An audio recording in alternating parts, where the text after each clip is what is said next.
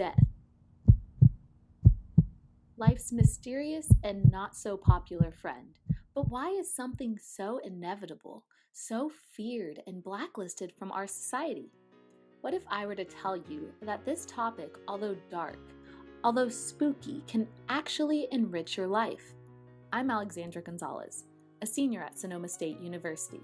And like the majority of my peers, I try to push aside the topic of my and my loved ones' potential demise. So I went around and asked a few of my peers what they thought about the concept of death and dying. I don't know. I've never really had to deal with it.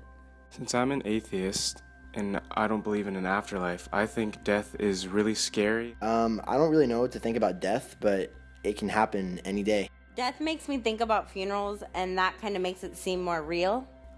So as I started to think about this concept, I flashed back to a psychology of death and dying class I took at Sacramento City College.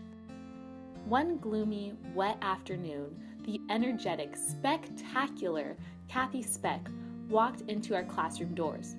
Kathy, to this day, is one of the most full-of-life individuals I've ever had the privilege of meeting. I'm hilarious. I'm pretty much the funniest person that I know. When there is no more left of me That's Kathy's rich and enticing voice. than favorite photographs and memories. Unfortunately, today, she can no longer sing due to the fact that she's dying from ALS. It's a fatal neurodegenerative disease. People usually live 2 to 5 years after they're diagnosed. I'm on year 4, and I'm doing great, and I'm still here. And I'm thrilled to be here. I love my life. I love living. I really love helping people in any way that I can, and helping people smile, and helping people laugh. Kathy Speck was diagnosed with ALS in 2009 and since then has been a strong advocate for finding a cure. Now we're getting to the funny dying part. But people will say, why do you say you're dying? You know, why don't you say that you're living? You seem so alive. I said, exactly. And why do I say to you that I'm so alive? It's because I know that I'm dying. Like I have an expiration date in not too long. And so what does that do for me? It makes me want to enjoy every moment that I can. Kathy's story is the true inspiration to this podcast. I made it my mission to find those around me who have also been touched by death, not stopping them in their tracks and pulling them away from life, but in fact binding them to their love for living. This is Touched by Death.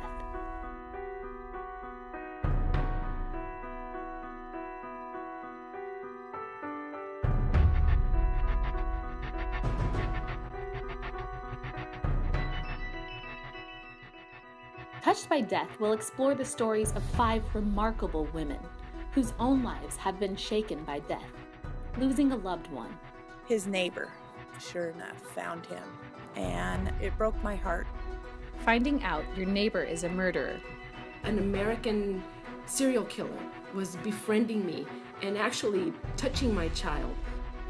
Preparing for your own death.